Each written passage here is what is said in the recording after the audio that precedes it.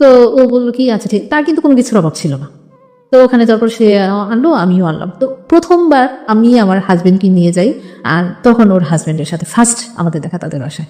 ওকে, তার হাজবেন্ডের সাথে দেখা, তো সে তো মানে ওরকম ভাবেই খুব দেখতেও খুব হ্যান্ডসাম ছিল। তো ওখানে ফার্স্ট দেখা, আমি আর ততটা তাকে ইয়ে করিনি। কথা বলতেছি কোথায় যাবেন, তখন ও আমাকে ভাবি ভাবি বলতেছে, ভাবি আপনারা এই কাজটা আপনারা কি করতে পারবেন, কি করেন না করেন আপনারা আর কোনো কাজ খুঁজে পান না। মানে আমাদের প্ল্যান ছিল নতুন একটা বিজনেস করা, রাইট? ও সেটা এরকম কিছু ইয়ে করে। আচ্ছা, লতার হাজবেন্ডের নামটা কি ছিল? মাসুদ। মাসুদ। মানে মাসুদ আপনাদেরকে বলছে ভাবি কি সব করতে চান এগুলো তো না করেন, আমি তো কিছু বুঝি না। বাট মাসুদ আপনার দৃষ্টিতে প্রথম দেখাতে হ্যান্ডসাম ছিল। তারপর হলো কি যে তখন আমরা গেলাম, আমার হাজবেন্ড ওরা দুজন গেল বাইকে, আর আমরা রিক্সা করে ওইখানে গেলাম। তো ওখান থেকে দাদির সাথে কথাবার্তা বলে তারা উনি আমাদের পরের দিন আমাদের কিছু কাপড় চোপড় দিল, যেগুলো আপনারা করেনি আসবে। তো আস্তে আস্তে দেখা যায় সেই বেশি করতো, আমি এটাতে নিয়ে আমি এত লুক পাবো কোথায়, আমি কম রাখতাম, আমি নিজে করতাম।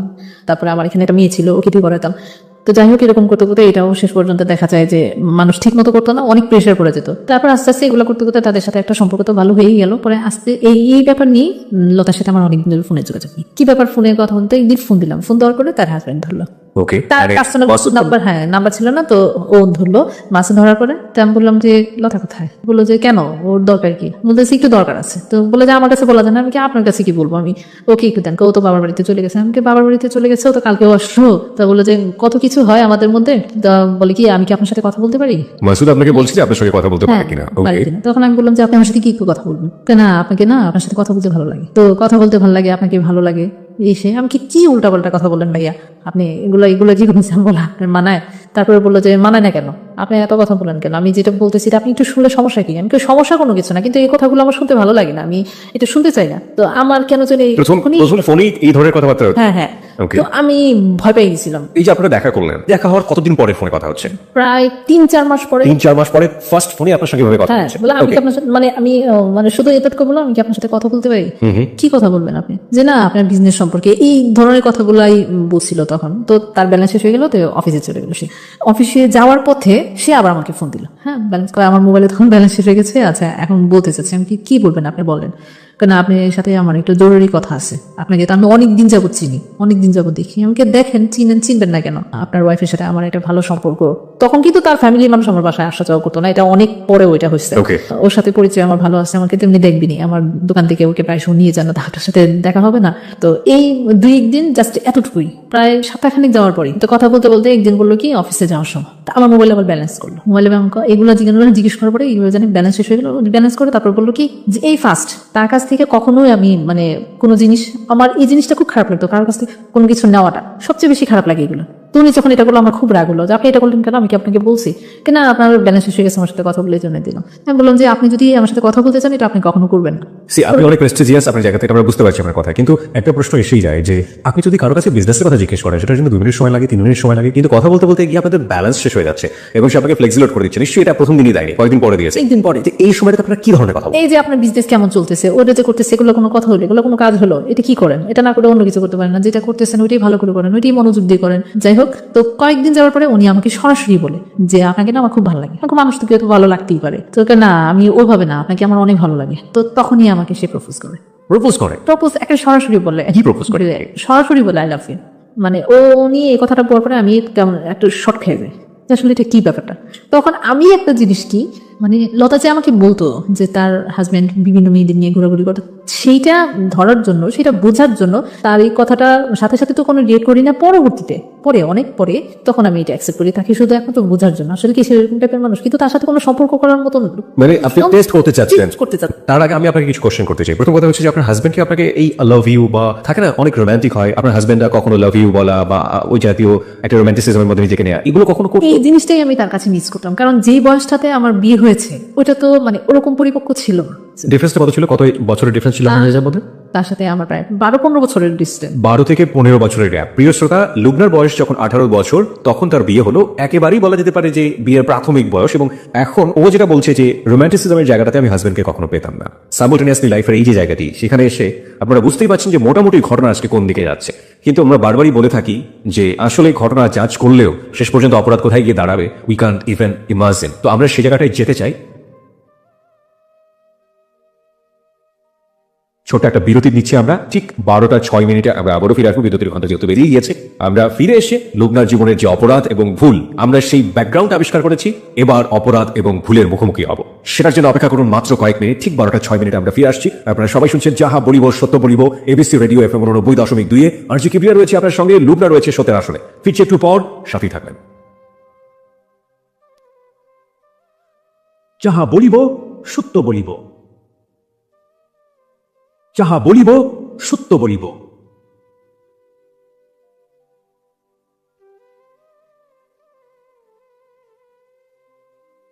প্রিয় শ্রোতা, 12:06 হচ্ছে সময়। আমরা সংবাদের বিরতির পরপরই আবারও ফিরে এসেছি যাহা বলিব সত্য বলিবতে। আপনি শুনছেন আরজি কিবরিয়াকে, এবং আরজি কিবরিয়ার সঙ্গে রয়েছে আরজি কিবরিয়া টিম, আরজি সুমন ও সাউন্ড এডিটর মঞ্জু। এবং আমাদের সঙ্গে আজকে সত্যের আসনে রয়েছে লুবনা, তার জীবনের অপ্রিয় সত্যগুলো নিয়ে। অপ্রিয় সত্যের ব্যাকগ্রাউন্ড আমরা আবিষ্কার করেছি 11টা থেকে 12টার মধ্যে। এই পর্যায়ে আমরা একেবারে অপরাধ আর ভুলের মুখোমুখি হব। আর আপনাদের সবাইকে বলছি, আপনারা যদি লুবনাকে দেখতে চান, চলে আসতে পারেন আমাদের ফেসবুকে। আমাদের ফেসবুকের ঠিকানা facebook.com/ABC Radio FM 89.2। ওখানে গিয়ে আপনি যে লিঙ্কটা পাবেন, সেখানে লাইক দিলে আপনি সঙ্গে সঙ্গে এই ছবি দেখতে পাবেন এবং ওখানকার মেম্বার হয়ে যাবেন, আমাদের এবিসি রেডিও মেম্বার হয়ে যাবেন। ওকে লুবনা, ফিরছি আপনার কাছে। আপনি যে জায়গাটিতে ছিলেন, যে আপনি এক ধরনের টেস্ট করতে চাইলেন যে আসলেই লতা সত্য বলেছিল কিনা, সেটার জন্য আপনি এগ্রি করে নিলেন যে okay, I love you too, right? হ্যাঁ, তারপর অনেকদিন পরেই হচ্ছিল। যাই হোক, আমার কাছ থেকে এটা অনেকদিন পরে ব্যাক করি। জি, তো এভাবেই আমাদের দিন চলতে থেকে, কথা বলতে থাকি, ছেলে মেয়েদের নিয়ে কথা হয়। আর ও তখন বেশি বেশি লতাকে আমার দোকানে মানে পাঠাতো, মানে আসলেই সে নিয়ে যেতে পারবে, নিয়ে যাওয়ার ছিল আমাকে দেখে যেতে পারবে। ওকে। হ্যাঁ, তো আমাকে অনেক প্রপোজ করতো, মানে বাইরে যাওয়ার জন্য, চলো বেড়ায় আসি, ঘুরে আসি। সে আবার লতার কাছ থেকে আমার ফ্যামিলি ব্যাকগ্রাউন্ডটা জানলো, যে আমার হাজবেন্ড কিরকম সে। তো আমি যেহেতু ওর কাছে সবকিছু বলতাম, তো ও যখন ওদের স্বাভাবিক, সে এত কষ্ট থাকে, সে এরকম করে, এটা স্বাভাবিক আমাদের। তার মানে আপনার উইকনেসটা সে জেনে গিয়েছে। হ্যাঁ, জেনে গিয়েছিল। Okay. জেনে যাওয়ার পরে এক তো আমাকে তার ভালো লাগে, তারপরে আবার সেই জিনিসগুলো জানতে পারলো, তার মধ্যে সে আমার প্রতি আরো বেশি দুর্বল হয়ে গেল। তো সে আমাকে বলার পরে অনেকদিন পরে আমি তাকে টেস্ট করার জন্য, তো আস্তে আস্তে তার সাথে কথা বলতে বলতে আমিও একসময় বললাম। তো ও আসতো, দেখতাম, মানে আমি প্রথম আগে তো যেতাম যে বান্ধবীর হাজবেন্ড, সালাম দিতাম, কথা বলতাম। তো ও আসলে সালাম দিতে, কথা বলতে কি ব্যাপার, মানে তখন সে থাকতো ওর সাথে, তো ভালোভাবেই কথা বলতাম। পরবর্তীতে যখন আমি এটা বললাম, বলার পরে আমার ভয় লাগতো তার সামনে যেতে, মানে কেমন আনইজি ফিল করতাম, মানে খুব লজ্জাও লাগতো যে যাওয়াটা।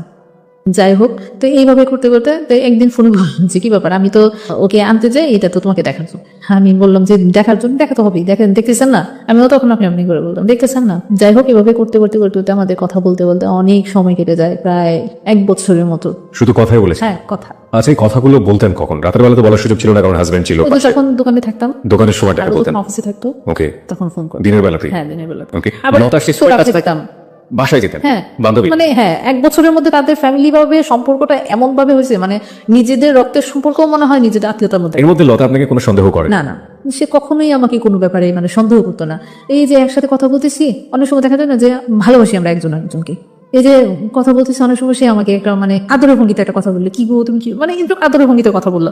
তো তখন লতা নাই, ও তো মানে বিশ্বাস করে বিলিভ করে, ওই যে আমরা ড্রয়িং রুমে বসে আছি, টিভি দেখতেছি, যখন তাদের বাসায় গেলাম, বাসায় যাওয়া আসা শুরু হলো, ও যখন চলে যেত তখন ও এসে আমার হাতটা ধরতো বা কথা বলতো, এরকম মানে কথা বলতাম একজনের, মানে ওরকম ভাবেই কথা বলতো। মানে লতা পাশের রুমে থাকা অবস্থায় এই কাজটা হতো? হ্যাঁ, তো ওরকম ভাবে কোনো ওরকম খারাপ কোনো কথা ওর তখন আমাদের মধ্যে হতো না, ওরকম ভাবে না। আপনি যেটা বলছিলেন যে আপনি প্রথমে টেস্ট করার জন্য আপনি এগ্রি করে ফেলেন যে ঠিক আছে, আমিও লাভ করি, কিন্তু 1 বছরের সম্পর্কে কথা বলছেন। 1 বছরের মানে আপনি প্রেমে পড়ে গিয়েছেন? টার্গেটটা ওরকমই, তখনও কিন্তু ওরকমই ছিল। 1 বছর ধরে এরকম? হ্যাঁ, আমার টার্গেটটা আসলে আমি ওরকম ভাবে একটু স্ট্রংলি, মোটামুটি মানে একটু স্ট্রং ছিলাম। আর আরেকটা ব্যাপার হচ্ছে কি, যেহেতু আমি মেরিড পার্সন, আমার বাচ্চা আছে, হাজবেন্ড আছে, এগুলো নিয়ে কথা সবসময় এই মাথায় থাকে, ওইটা যে আমি একটু কনফিউশন থেকে আমাদের শ্রোতাদেরকে দূরে নিয়ে আসতে চাই। প্রত্যেকটা সম্পর্কের একটা গোল থাকে।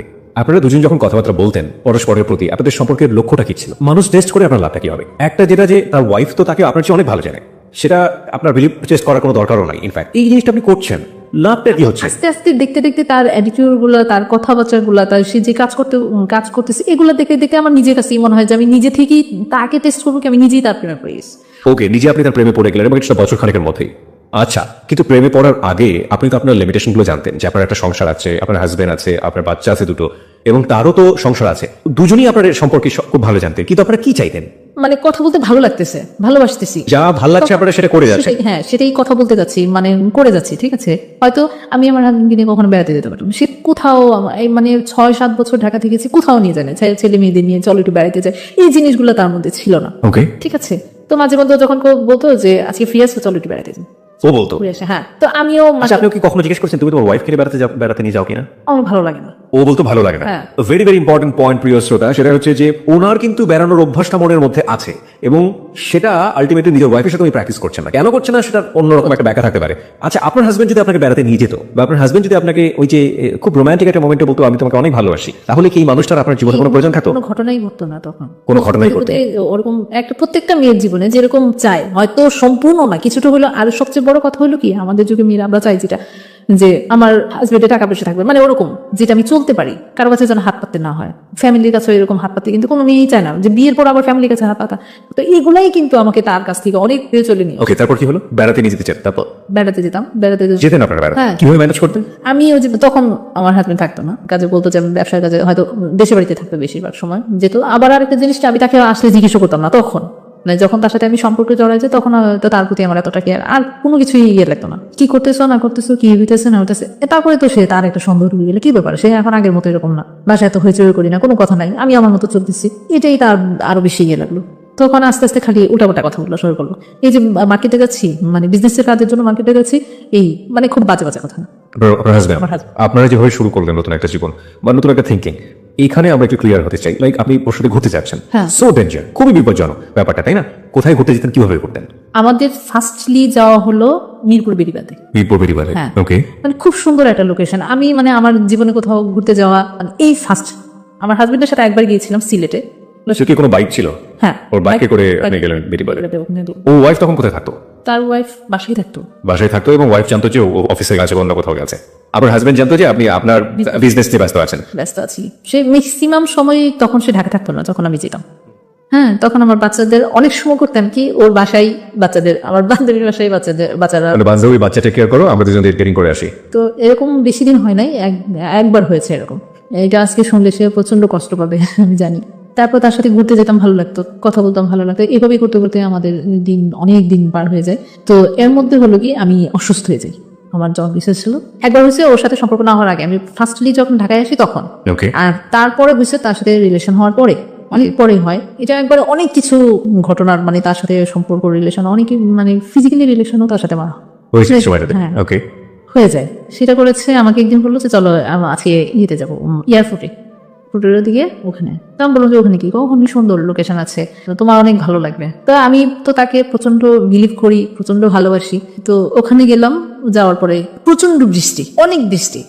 তো অনেক বৃষ্টির মধ্যে কোথায় যাবো, মানে ভিজে দুজন একবারে কাক হয়ে গেছে, মানে এত বৃষ্টি। তো বললো কি যে এখানে ভালো হোটেল আছে, চলো আমরা একটু রেস্ট নেই। হ্যাঁ, রেস্ট তো দুজনের সম্মতিতে। আমাদেরও মানে খুব এমনিতেই তো সম্পর্ক খুব গভীর। তারপরও মানে যে এখন মনে হচ্ছিল, তখনকার মনে হচ্ছিল যে একবার মানে কোনো নেই, মানে তারও কোনো সংসার নেই, আমারও কোনো সংসার, আমরা দুজনকেই মানে দুজনের চোখ। হ্যাঁ, এরকমই একটা মনে হচ্ছিল। যাই হোক, ওখানে যাওয়ার পর তো হঠাৎ করে আমাদের মধ্যে একটা, যেহেতু দুজনেই এক ভেজা, তারপর সামনাসামনি ভালোবাসার মানুষ, এর মধ্যেই আমাদের একটা ফিজিক্যাল রিলেশন হয়ে যায়।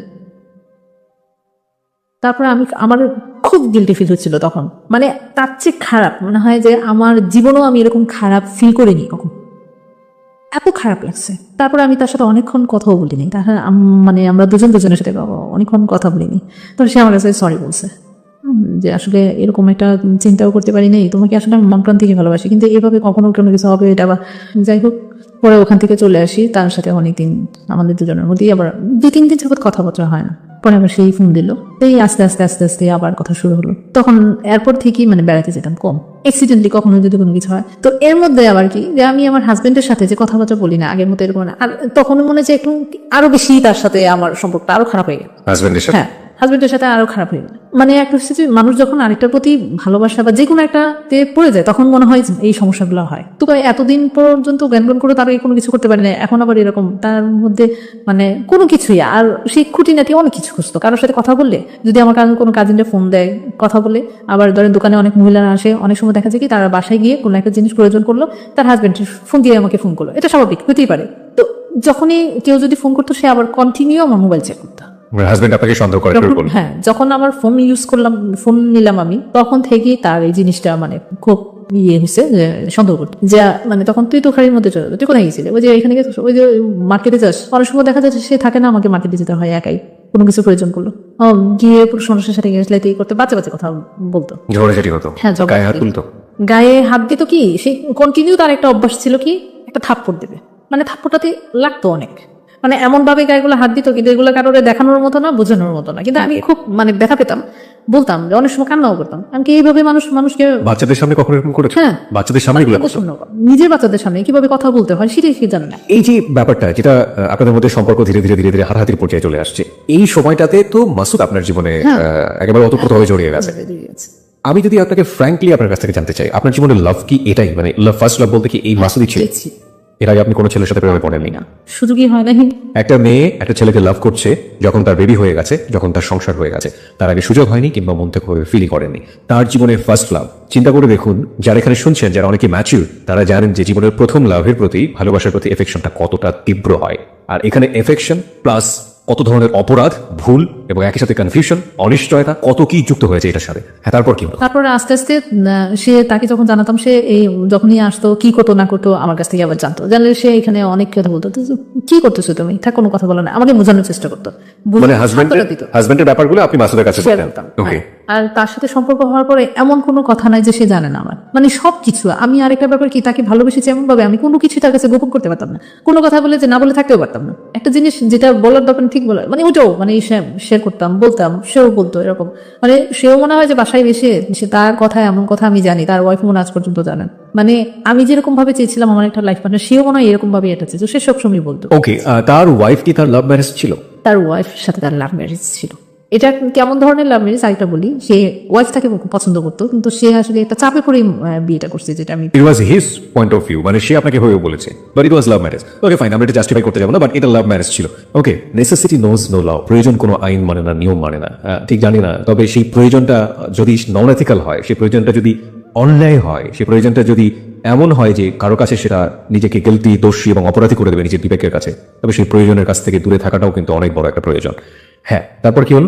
তারপর সবসময় শেয়ার করতাম নিজেদের সব পার্সোনাল ব্যাপারগুলি আমার, তো আমাকে সবসময় সান্ত্বনা দিত, বোঝাতো। আরেকটা ব্যাপার কি যে ও আমাকে আসলে পরে লাইফ পার্টনারের মতোই সে আমাকে দেখা শুরু করে, যে আমি বিয়ে করবো তোমাকে, তুমি যদি তাকে ছেড়ে আসতে পারো আমি তোমাকে বিয়ে করবো, আমি তোমার সব দায়িত্ব নেবো। আমি বললাম যে এটা কখনোই সম্ভব, তোমার সাথে তোমাকে আমি ভালোবাসি সেটা ঠিক আছে, কিন্তু মানে এক পর্যায়ে দুজন এক ধরনের ডিসিশনই নিলাম, কিন্তু তার মধ্যে আমার বান্ধবীর একটা বেবি, ফার্স্ট বেবি, প্রায় 3 থেকে 4 বছর পরে, তার বিয়ে 3 থেকে 4 বছর পরে বেবি হলো। হ্যাঁ, কষ্ট করে তারপরে মানে আমার সাথে সম্পর্ক পরেই তাদের অনেক পরেই তার মাসুদ বাবা হলো, হ্যাঁ, লতা মা হলো। ওকে, তো ওর এই সম্পূর্ণ জিনিস আমার উপর দিয়ে গেল। মানে আমি তাকে, তখন তো লতা আমাকে প্রচন্ড বিলিভ করতো, মনে হয় যে তার ফ্যামিলির মানুষ, তার শ্বশুর বাড়ির মানুষ একদিকে, আমি একদিকে, যে কোনো জিনিসে ওকে ডাকো, ওকে আনো, মানে তার প্রতিও যেন আমার একটা অন্যরকম মায়া ছিল লতার প্রতি। হ্যাঁ, লতার।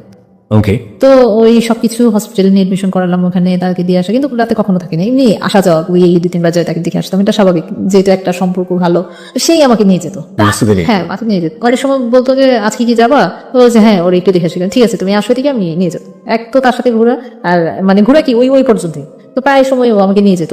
তারপরে কন্টিনিউ তো তাদের সাথে আসা যাওয়া, বাসায় আসা যাওয়া, আমাদের বাসায় আসতো, তাদের এখানেও যেতাম, এরকম করতে করতে অনেক সময়ের মধ্যে যে একটা কথা বলো না, রত বেছে হলো, কলাও দেখা হলো, মানে ভালোবাসার সম্পর্কটা এরকম ছিল যে ওই যে আমিও তখন বলে যে ওইখানে গেলে হয়তো দেখতে পাবো, মানে সে আছে বাসায়, কোথায় আছে, বাসায় আছি, আজও বাসায়, আচ্ছা আজকে চলে আসো। এই বিকালের দিকে আবার আমার এক ননদ আসে বেড়াতে। আপনারা যে ফ্রিকোয়েন্টলি কথা বলছেন, এটা কি লতা জানতে পারে ওই সময়টাতে? ও তার সামনে আবার অনেক সময় কথা বলতাম, মানে লতার সামনে। এটা কথা কিভাবে নিত? না, এটা কোনো ভালোবাসার কথা ছিল না, অনেক দুষ্টামি, লুডো খেলতাম তাদের বাসায়, এখানে কোনো মাইন্ড করার মতো কোনো কাজও করতাম না, আর মাইন্ড করার মতো কোনো কিছু হতো না। যাই হোক, এটা আস্তে আস্তে যখন এগোতে থাকে, আমাদের সম্পর্কটা এরকম গভীর হতে থাকে। লাস্টে যখন ওর সাথে এই সম্পর্ক থাকাকালীন আমি অসুস্থ হয়ে যাই, অসুস্থ হওয়ার পরে তখন আমি আর নিজেকে কেয়ার করতে পারতেছিলাম না, তখন সবকিছু বন্ধ করে আমি আমার বাড়িতে চলে যাই, দেশের বাড়িতে।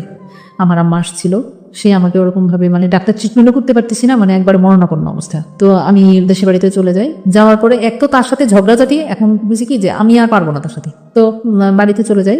ওখানে যাওয়ার পরে সম্পূর্ণ ডিপেন্ডেন্ট হয়ে গেলাম আমার ফ্যামিলির উপর, ভাইয়া আছে, ওরা সম্পূর্ণই নিল। তো ওখান থেকে সুস্থ হওয়ার পরে আমি আর আসতে চাইলাম না, আমি আর মানে ব্যাক করতে চাচ্ছি না আমার হাজবেন্ডের কাছে, যে আমার আর ভালো লাগে না জীবন। বললাম যে তুমি যদি কোনো কিছু না করো তাহলে আমি একসাথে নিজে তোমার সাথে থাকা সম্ভব না।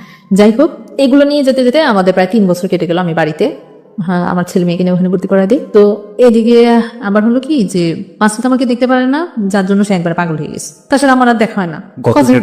1 বছর তার সাথে আমার আর কোনো দেখা হয় না আর কি। 1 বছর মাসুদের সাথে কোনো যোগাযোগ নেই? যোগাযোগ হয় না, যোগাযোগ হয়, ফোনে কথা হয়, দেখা হয় না, কারণ আমি ঢাকায় আসি না, দেখা হয় না। এর মধ্যে মাঝখানে একবার এসে আমি শুধু আমার জিনিসপত্রগুলো আমি নিয়ে গেছিলাম, আমার বাসা টাসা সব ছেড়ে দিয়েছিলাম, ছেড়ে দিয়ে ওখানে আমার দোকানে সবকিছু নিয়ে আমি বাড়িতে চলে যাই। তো তখনই তার সাথে দেখা হয়, তাদের বাসায় যাওয়া হয়, একদিন থাকাও হয় তাদের বাসায়। পরবর্তীতে যখন বাড়িতে যায় এর মধ্যে আমার হাজবেন্ডকে নিয়ে বসা হওয়ার পরে তার সাথে অনেক রাগারাগি হয়, আমাদের ফ্যামিলির মানুষও অ্যাডজাস্ট করতে পারতেছে না। পরে এক পর্যায়ে আমি ডিসিশনে নিলাম তোমার সাথে থাকবো না, আমি সেপারেশনে দিই। তারপরে আমি অনেক কিছু হওয়ার পরে এখানে তাকে আমি সেপারেশন দিতে। তো এদিকে হলো কি যে যখন মাসুদ জিনিসটা জানতে পারলো যেমন সেপারেশন হয়ে গেছি, সেপারেশন মানে কি ডিভোর্স দিয়ে দিলেন? হ্যাঁ ফ্যামিলির মানুষের উপর আমি ডিপেন্ডেন্ট, তাহলে এই লোকের সাথে থেকে লাভ কি? আমি জানতে চাই আপনার কাছে এই মুহূর্তে যে আপনার জীবনে যদি ওই মুহূর্তে আপনার লভ যেটাকে বলছেন মাসুদ, অ্যাডাল্ট্রি বা পরকীয়া যে সম্পর্কটা, এটা যদি না থাকতো আপনি কি পারতেন আপনার হাজবেন্ডকে ডিভোর্স করতে? না। This is another important point প্রিয় শ্রোতা। যত কষ্টই হোক, বলছিলেন যেটা, যত কষ্টই হোক আমি হয়তো তার কাছে আমি থাকতাম, কিন্তু এই এত বড় ডিসিশন আমি নিতাম না। এই ডিসিশনটা নেবার পেছনে মাসুদ কি আপনাকে কোনো না কোনো ভাবে ইনফ্লুয়েন্স করেছে? না, সে কখনই করে না। আপনি কেন করলেন এটা? আমি তাকে মানে আর ওই ভালোবাসাতে জড়ায় পড়াতে তার প্রতি এতটাই মানে আমি আসক্ত হয়ে গেছি, যে আমার ওর প্রতি আর কোনো ফিলিংস আর কাজ করছে না। ফিলিংসই এটা ছিল না, এখন এটাকে মন থেকে মাথা থেকে সবকিছু থেকে এটা দূরে সরে গেছে। ওকে, তো ডিভোর্স আপনি দিলেন, আপনার হাজবেন্ড কি বলছিল ওই মুহূর্তে? মানতে পারছিল সে? না, ও তো ছিল না তখন, আমি এটা করে পেপার পাঠিয়ে দিয়েছিলাম। তেমন জানতো না? না জান। যখন জানলো তখন কি করলো? তখন সে এসে অনেক কান্নাকাটি করো। এর মধ্যে তো আমাদের বাসায় যায়, যাবো বলে যে তুমি এই কাজটা করো না, এটা কেন করছো, আমি এটা মানি না। ওখানে এসে সে আমার মামাদের সবাইকে ফোন করে বলতো সে যেন আমার কাছ থেকে দূরে না যায়, আমি আগের মতো হয়ে যাবো, আমি ঠিক হয়ে যাবো, আমি আর আগের মতো এরকম কান্নাকাটি করছে। অনেক কান্নাকাটি করছে। কিন্তু আমার আসলে এখন অনেক খারাপ লাগছে কি যে ওই সময় কিন্তু ফিলিংসই কাজ করেন? ফিলিংসটাই, তার প্রতি আমার কোনো ফিলিংসই কাজ করতো না। ছেলে মেয়েটা কার সঙ্গে ছিল? আমার সাথেই ছিল। ছেলে মেয়েদেরকে আপনি কি বোঝান? আমি তাদেরকে তেমন কোনো কিছু বোঝাতে হতো না, এই কারণে হতো না কারণ সে তো যা করতো আমার গায়ে হাত দিত, আমাকে গালিগালাজ করতো, ওরা তো বাচ্চারা সব চোখে টাকায় থাকতো, আমাকে মারতো এসে, ওরা যায় ধরতো। তারপরও আপনি আগলে থাকতেন যদি আপনার জীবনে মাসুদ না থাকতো? ওকে, তারপর? তো এরকম করতে করতে তাকে আমি সেপারেশন হয়েছে। এটা সেপারেশন হওয়ার পরে আরো হলো জীবন অন্ধকার। এই মোমেন্টে মাসুদ আপনার সঙ্গে কি রোল প্লে করেছে? যখন আপনি সিদ্ধান্ত নিয়ে ফেললেন তখন মাসুদকে আপনাকে মেন্টালি সাপোর্টটা দিয়েছে? সে আমাকে মানে বলতো যে তুমি আসলে আর একটু চিন্তা ভাবনা করো।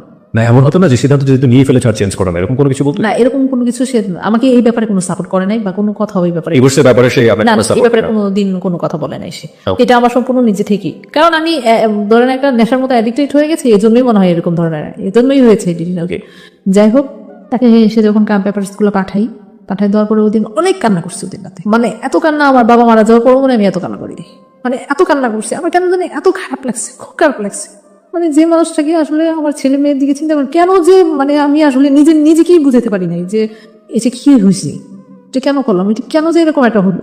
তো এই জিনিসটা আমার তারপরে আমি যাচ্ছি কোথায় যাচ্ছে এটা আবার তখনই মাসুদকে জানালাম যে আজকে এরকম করব। ও আমাকে তখনও বারবার বলতো তুমি একটু চিন্তা ভাবনা করে দেখো, একটু চিন্তা ভাবনা করো, আসলে হুট করে এরকম একটা ডিসিশন নিও না, দেখো চিন্তা ভাবনা করো। আমি বললাম যে আসলে আমি আর পারতেছি না, আমি কি করবো। আবার এই দিক দিয়ে সে আমার মামাদের ফোন করতেছে, কান্নাকাটি করতেছে যে না করেন ওরে এগুলো করতে, পাগলামি করতে না করেন। আচ্ছা ঠিক আছে, আমি একটা কিছু করবো, চেষ্টা করবো, এখন আর আগের মতো চলবো না, আমি ঠিক হয়ে যাবো।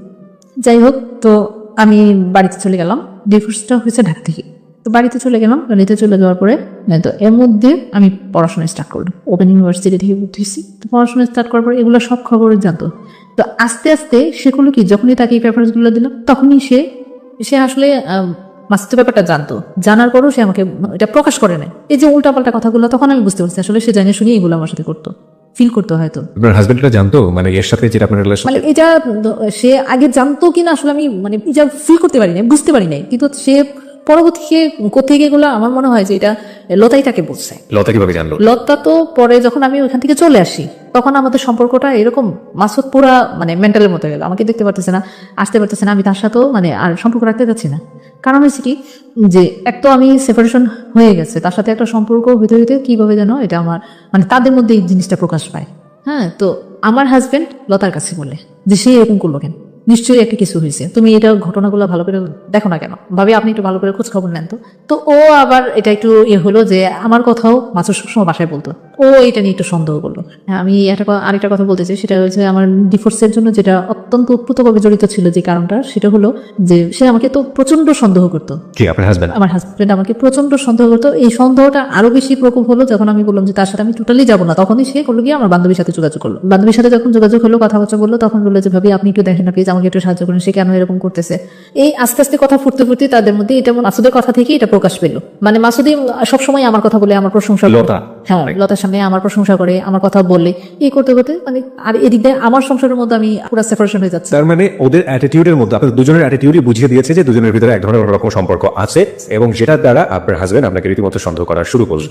এদিকে লতাও কি এই ধরনের কোনো কিছু করা শুরু হ্যাঁ করলো? এইটা তো মানে আবার তার হাজবেন্ডের সাথে শুরু করলো, ছাড়াছাড়ি হয়ে যেতেছে। কেন হইতেছে? সে যদি ভালো হতো সেটা করতো, সে নিশ্চয়ই কোনো একটা কিছু করছে। তোমাদের মধ্যে এমন কোন সম্পর্ক আছে যেটার জন্য যে তুমি বাধ্য করতেছো সেটা ছাড়ার জন্য? কে আমি করবো কিসের জন্য? ওর হাজবেন্ড কি ভালো নাকি? ও তো সবসময় এরকম জ্বালাইতো, হয়তো তার জন্য এরকম হয়েছে। প্রায় আস্তে আস্তে কিভাবে মানে ওদের থেকেই কথাটা আসলে মানে ফ্রেশ হলো কেমন করে সেটা আমি বুঝতে পারি নাই। তো আমি যেটা জানতে চাচ্ছি যেটা হচ্ছে যে সে সবকিছু জানতো, জানার পরেও আপনাকে রিকোয়েস্ট করতো যে আপনি তাকে ছেড়ে না যান, হ্যাঁ, তাই তো? হ্যাঁ। This is a very important point প্রিয় শ্রোতা। একজন মানুষ সংসারের প্রতি মনোযোগী না, তারপরেও চাচ্ছে সংসারটা না ভাঙুক, কারণ তারপরেও চেয়েছে যে এই মানুষটাকে ধরে রাখতে। 4 মিনিটের বিজ্ঞাপন বিরতির পর প্রিয় শ্রোতা আমরা আবারও ফিরে এসেছি যাহা বলিব সত্য বলিবতে। আপনারা শুনছেন এবিসি রেডিও FM 90.2। আর জি কিবরিয়া রয়েছে আপনার সঙ্গে, এবং আমরা কম্পিউটারের কাছ থেকে শুরুতেই জেনে নিচ্ছি SMS পোলের result. Yes, 83%. No, 3%. No comments, 14%.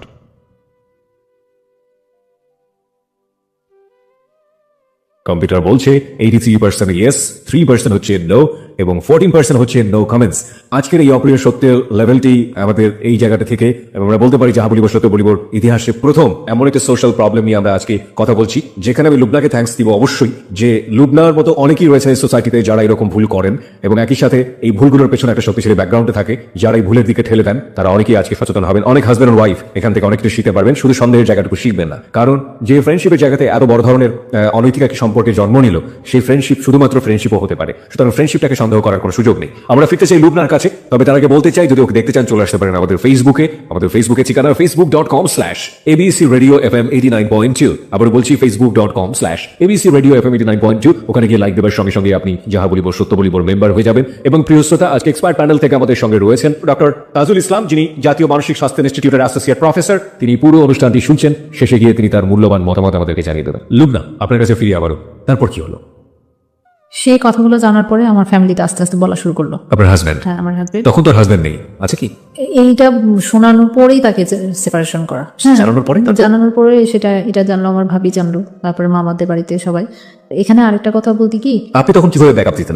আপনি নিজের পক্ষে কি বলতেন তখন? আপনাকে চার্জ করতো না কি? হ্যাঁ, আর না, আমাকে কেউ জিজ্ঞেস করতো না, কারণ আমার ভাইয়ের বউ, এটা হলো আমাদের রিলেটিভের মধ্যে হয়েছে, আমার ভাই বিয়ে করছে, আমার খালাতো বোন, ও আমার ছোট ছিল, যার জন্য আমাকে এসে কোনো কিছু জিজ্ঞেস করতো না, আবার এরকম নাকি হয়েছে, মানে এরকম কোনো কিছু বলতো না, কেউ কোনো কথা বলতো না। কিন্তু আমি নিজে নিজে খুব খারাপ লাগতে লাগলো, যে সবার চোখে সবাই জানে জিনিসটা, আমার কাছে খুব খারাপ লাগতো। আরো রটছে যে সে মানে আমাদের দেশের বাড়িতে চলে গেছে।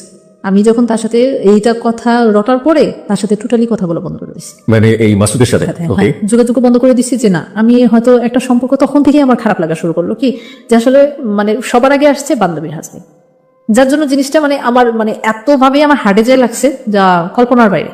এখন যদি কোনো কিছু ঘটে তাহলে বলবো যে বান্ধবীর হাজবেন্ডের সাথে সম্পর্ক ছিল বিদায় তাকে ছাড়ছে। আর এমনিতেই তো এই কথাটা তো ভালো বলবে না কেউ, ভালো মেয়ে তো বলবেই না। যাই হোক, তো আমি চিন্তা করলাম কি যে এখন যদি আমি আসলে এটাতে যাই, এটা এত বড় একটা খারাপ হবে যা আমি আর মানতে পারতেছিলাম না। তো পরবর্তীতে তার সাথে আমি যোগাযোগ করা একবার টোটালি বন্ধ করে দিই। সে তো একবার পাগলের মতো হয়ে গেছে। ওর ওয়াইফকে বলতেছে যে তুমি একটু ফোন করে বলো, তুমি যদি ফোন করে বলো তাহলে সে আমার সাথে কথা বলবে, নিলে কথা বলবে না। সে আমাকে ফোন করলো, বলে যে তুমি একটু ওর সাথে কথা বলো, তুমি জানো না তার অবস্থা এত, সে মানে কিরকম কষ্টে সে ছিল, যার জন্য তার ওয়াইফ আমাকে ফোন করে বললো যে তুমি তার সাথে একটু কথা বলো। তো এর আগে আমি কেন আরো তার প্রতি হলাম, তার ওয়াইফ আমাকে একবার ফোন করে বললো, আমার বান্ধবী আমাকে ফোন করে বললো কি যে তোমার কাছে আমি তার জীবন বিখ্যাত আছি। ও মাই গড।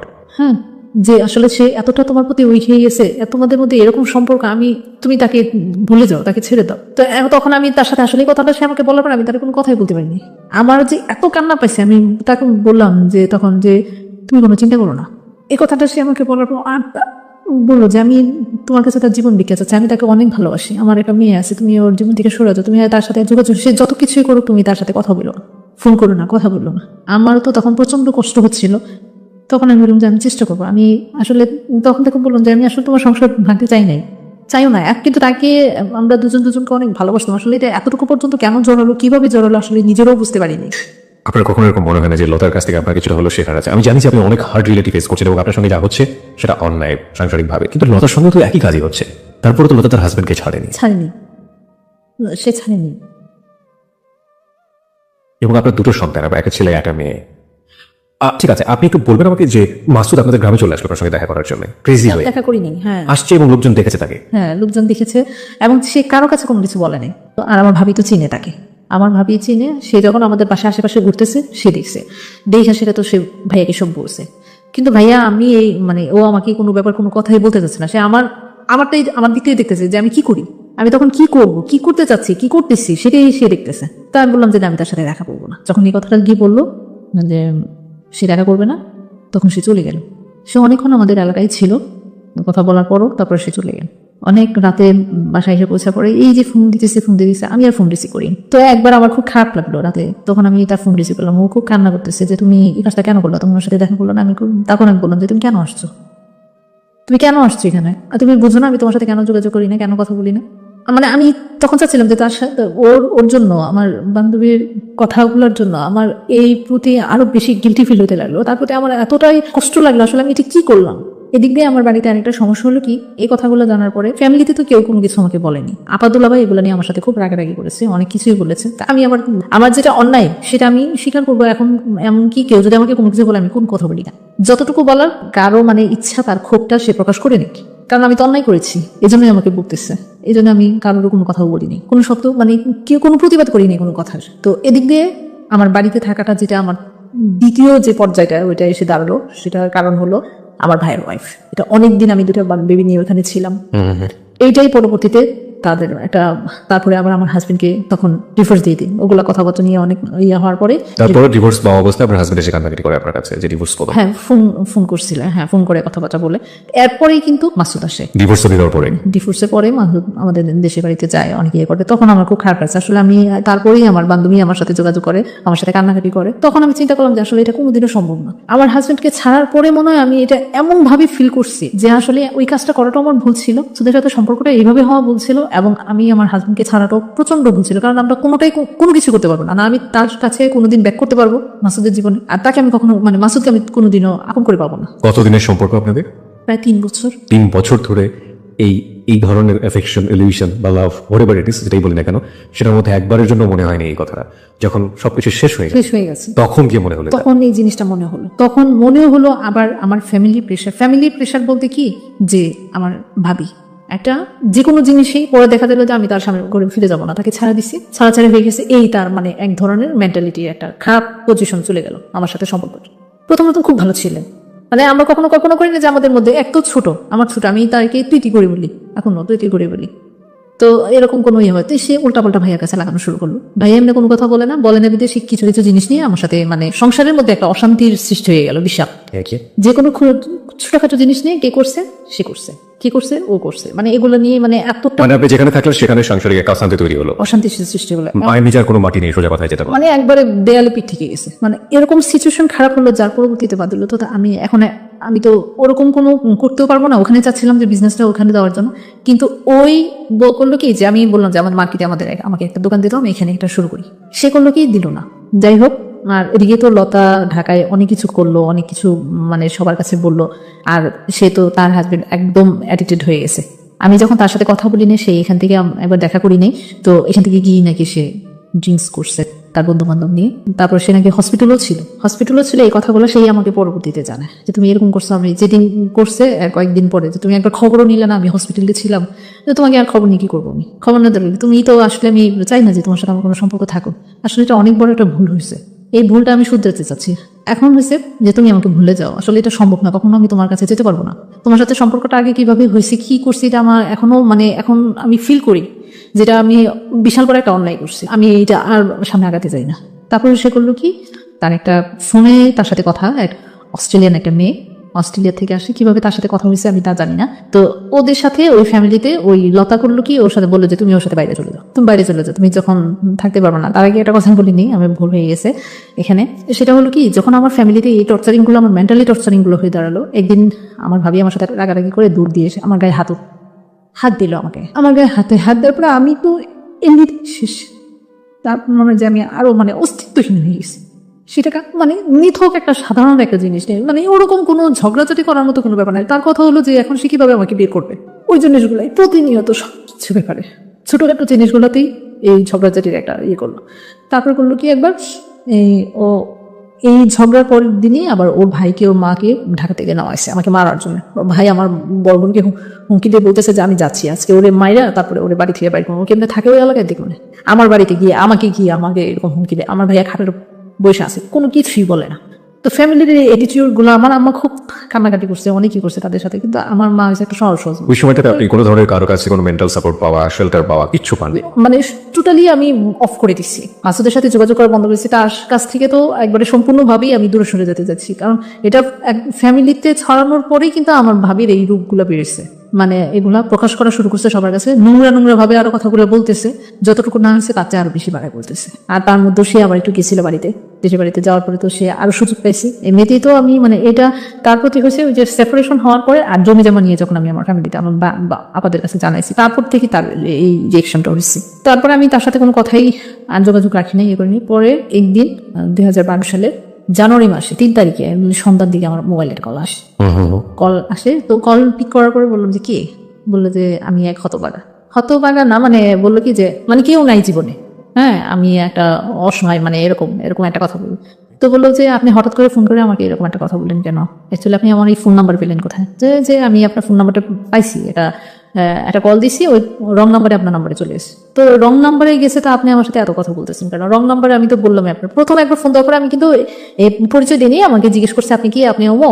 তা আমি বললাম যে না আমি তো এটা না, তো কেটে দিছি। তারপরে আবার সন্ধ্যার দিকে রাতে আবার ফোন দিছি, ঠিক আছে রাতে ফোন দেওয়ার পরে তাই বললাম যে আপনি কি কোথেকে ফোন দিয়েছেন? তো বললো কি ঢাকা থেকে ফোন দিয়েছি এরকম। আমি একজন লয়ার বললো, লয়ার? হ্যাঁ ওকে, লয়ার বললো। তো বললাম যে কি ব্যাপারে, কি কথা? আমি এত পেজ কুচ বুঝি না, এত কিছু না। তো আমি ভাবছি হয়তো কোনো ঘটকের মাধ্যমে সেই কথাগুলো। তখন কিন্তু আমার ফ্যামিলি মানুষ আবার এই যে গুলো হচ্ছিল বিধায় আমার বড় পাবার চাচ্ছিল যে একটা বিয়ে সাথে। তো এই জন্য এভাবে মনে হয় যে সে নাম্বার পাইছে। যাই হোক, আমি আর তাকে তত কথা বলিনি, শুধু ডিটেলস বললাম। তো বললো কি 3-4 দিন পরে সে আবার কল দিল। পরে আমি তার ডিটেলস অ্যাড্রেসটা জানতে চাইলাম, যে আমরা তো কয়েকজনকে আবার একটু ইয়ে হলো যে এদিক দিয়ে ভাবি আরেক দিয়ে বান্ধবী, মানে হয়তো কাউকে দিয়ে আবার কোনো কিছু করতেছি কিনা। তো ও আবার এমনিতে তো চালাক, তো এত কিছু বলে নাই, শুধু বললো যে আমি হঠাৎ করে আপনার নাম্বারটা পাইছি, আপনার সাথে কথা বলে ভালো লাগছে। আমি আমার সাথে কথা বলে ভালো লাগছে, আমি আসলে কথা বলতে চাচ্ছি না, না আপনি শুনে নাকি আমার কথা শুনে। তো এই কথা বলার পরে এইভাবে তার সাথে কথোপকথন হয়। জিজ্ঞেস করলাম কোথায়, তার ফ্যামিলি ব্যাকগ্রাউন্ড দিল। মেইনলি হলো কি, সে আমাকে বললো 3 বছর আগে আমার ওয়াইফ মারা যায়, আর 2টা বেবি আছে, 2টা মেয়ে। তো আমি তখন আর কোনো কথা মানে একটু ইয়ে হলাম কি যে আসলে তার সাথে কথা বলি, দেখি কই পর্যন্ত আগায়। কারণ আমার ফ্যামিলির অবস্থাগুলো আমাকে মানে একবারে এতটাই খারাপ করে দিছিল বলার বাইরে। তো এখন আমিও চাচ্ছিলাম যে আসলে একটা কিছু এরকম করে হলেও আমি যদি দূরে চলে যেতে পারি, মানে কেন মন থেকে এই জিনিসটা হচ্ছিল। তো আমি তার সাথে কথা বলতেছি, তার ফ্যামিলি ব্যাকগ্রাউন্ড নিলাম, তো আমার ফ্যামিলি সবকিছু আমি তাকে বললাম। বলার পরে সে একটা সম্ভ্রান্ত পরিবারের ছিল।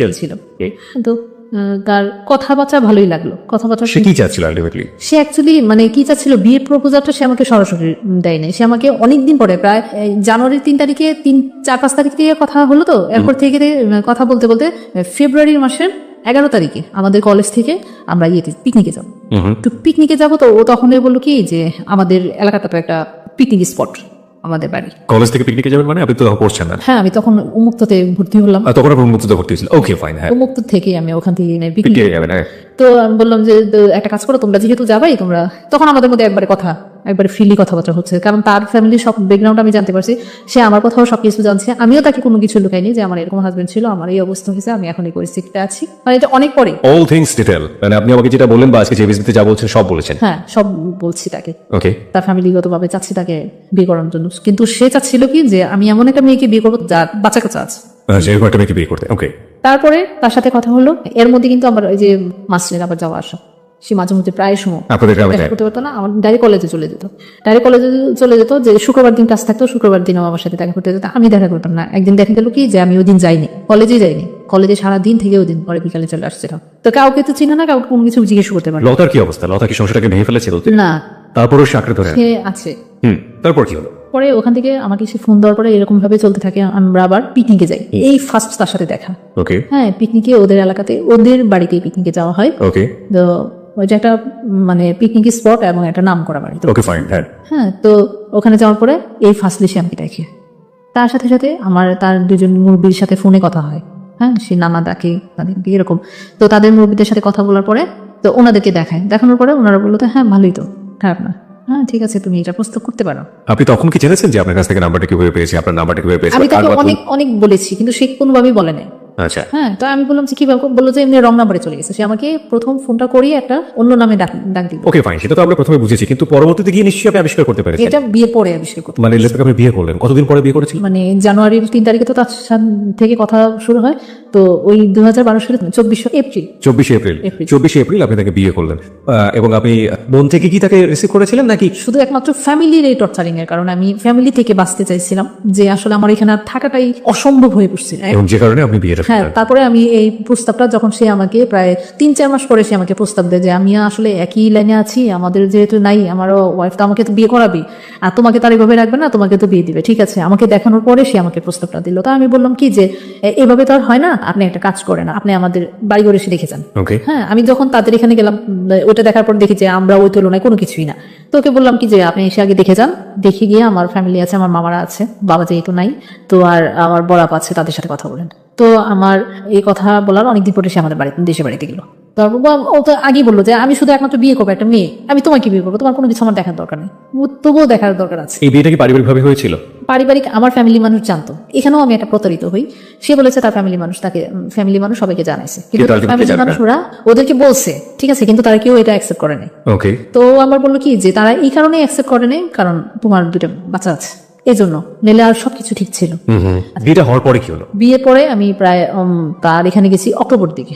তো ওইখানে বাসায় দেখি যে বিভিন্ন ধরনের বিভিন্ন সমস্যা, ওখানে তো তারা মানবেই না, এই বিয়ে তারা অ্যাকসেপ্টই করে নাই, তো আনুষ্ঠানিক ভাবে কোনো কিছুই হবে না। তখন সে আমাকে অনেক বুঝালো, ঠিক আছে বাদ দেবে বলে, আমাদের তো এখনো বয়স হয়ে গেছে, এত কিছু আর করার দরকার নেই, সংসার করবো এখন আমরা করবো, আমাদের ছেলে মেয়েরা মানুষ হবে, তাই বড় হবে। ওনার ছেলে মেয়ে কত বড় বড় ছিল?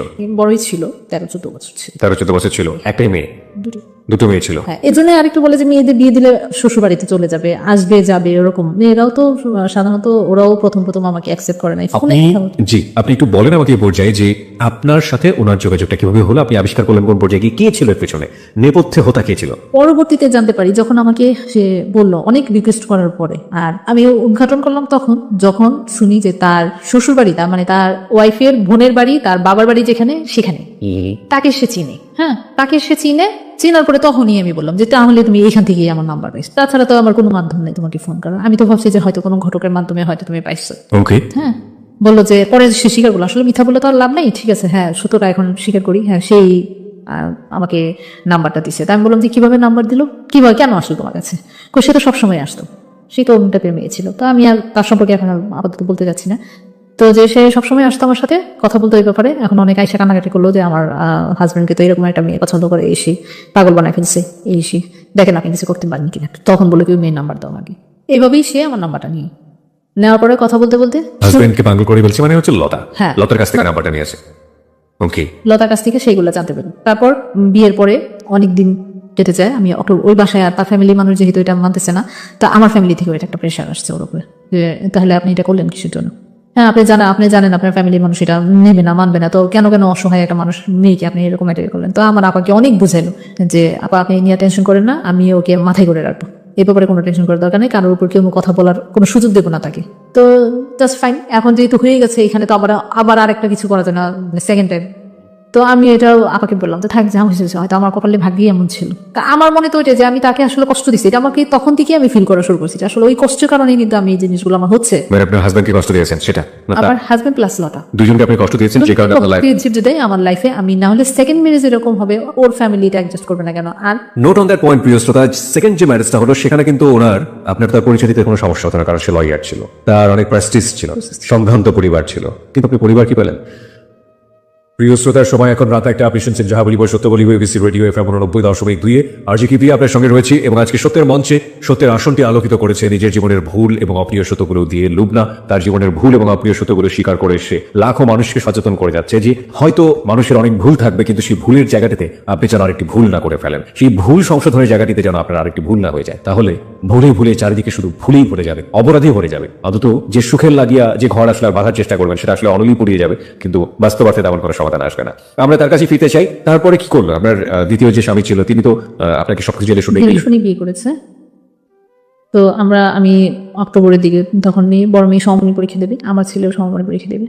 তো তখন বাড়িতে ছিল, আমাকে তখন ওই মুহূর্তে পরীক্ষার 1 মাস আগে আমাকে নিয়ে যায়, বাসা ঠিক করে আলাদা, পরীক্ষা যেহেতু সামনে, পড়াশোনা ঠিক মতো করতে পারতেছে না, এক জায়গায় থাকলে করবে, তো বাসায় উঠি। কিন্তু একটা জিনিস কি, যে আমাদের বিয়ে তো বিয়ে, হ্যাঁ, তো তার সাথে তো আমার প্রথম লাইফ, প্রথম জীবন, প্রথম দিন। তো ওই বাসায় ওঠার পরে তার ওরকম সে করলো কি, একটা চাকরি করে ওর এক ফ্রেন্ড এবং ফ্রেন্ডের মেয়েরা পরীক্ষা দেবে, ভর্তি পরীক্ষা দেবে, ওদেরকে ইনভাইট করলো প্রথম দিনে। ওদিনই কিন্তু বাসায় আমরা উঠেছি, তো ওদেরকে ইনভাইট করলো, ওরা এসে বাসায় থাকলো। তো এক রুমে ওরা থাকলো, আর এক রুমে আমরা 3 মেয়ে, মানে 2 মেয়ে আমি ও ছিলাম।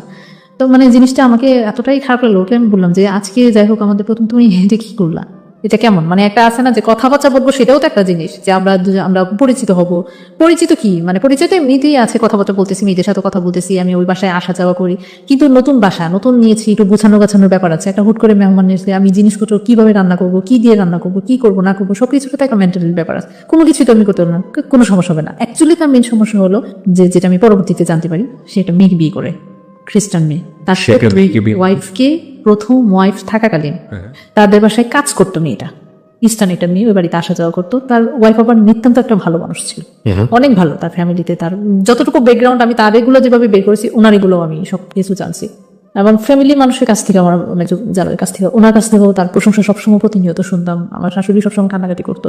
আপনি কি জানলেন ওই রাতে যে সে, ওই রাতে জানি না, মানে এটা জানছি পরে, সে মানে খ্রিস্টান একটা বউদার ছিল, মানে ওর ওয়াইফ থাকাকালীন তাকে বিয়ে করে না, মানে পরকীয় ভাবে তাদের সাথে এরকম সম্পর্ক ছিল, মানে অনেক একবারে জটিল ঘটনা ওগুলা।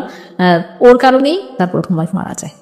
তারপর খ্রিস্টান হয়ে থাকা অবস্থায় আপনাকে আবার বিয়ে করেছে। কিন্তু তাকে জানা নেই, কিন্তু তাকে এমন ভাবে আমাকে সম্পূর্ণ, আমি ওখানে যে বুঝতে পারি যেটা আমাকে সম্পূর্ণ সে ইউজ করছে, এক সন্তানদের জন্য আমাকে ব্যবহার করছে। তাদের বাসায় এখন একটা মানুষের দরকার, ওই বাসায় সে থাকতে পারতেছে না তার ফ্যামিলির সাথে, কারণ এগুলো নিয়ে প্রতিনিয়ত তাকে কথা বলছে, তাকে বিয়ে করার কথা বলছে, সে করতেছে না।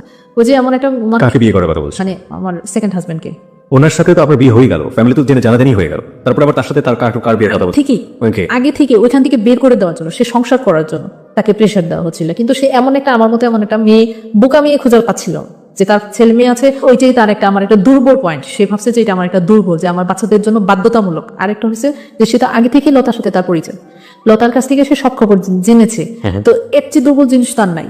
আলটিমেটলি আপনার গৃহ পরিচারিকা যেটাকে বলে, এক ধরনের সার্ভ করার একটা মানুষ দরকার ছিল, সেভাবে আপনাকে নিয়ে গেছে। ওকে, তারপর কি হলো? ওখানে আস্তে আস্তে মানে সবার সাথে পরিচয় করাই দিচ্ছে, জানাচ্ছে। কিন্তু এদিক দিয়ে দেখা যায় কি, যে সে বাসায় যদি, ঢাকায় যদি থাকতেছে 2 দিন, 3 দিন সে দেশে থাকতেছে। কি ব্যাপার, আমি এখানে নতুন আসলাম, আমি চিনি না, জানি না। তুমি মানে একটা আছে না যে একটা ভালোবাসার ওরকম কোনো কিছুই তার কাছে পাচ্ছিলাম। তো আস্তে আস্তে আমি বড় মেয়ের কাছেই জানতে পারলাম তোমার আম্মু কিভাবে মারা গেল, মানে কারণ সেটা তখন একটু বুঝে, ক্লাস 3 না 4 তখন তার মা মারা যায়। তো ওর কাছে আস্তে আস্তে জানতে পরে এগুলা সে ডিটেলস আমাকে সব বললো, যে আর আমাকে আম্মু বললেই ডাকতাম। পরবর্তী তার আম্মু বলে আমার সাথে অনেকটা ফ্রি হয়ে গেছিল।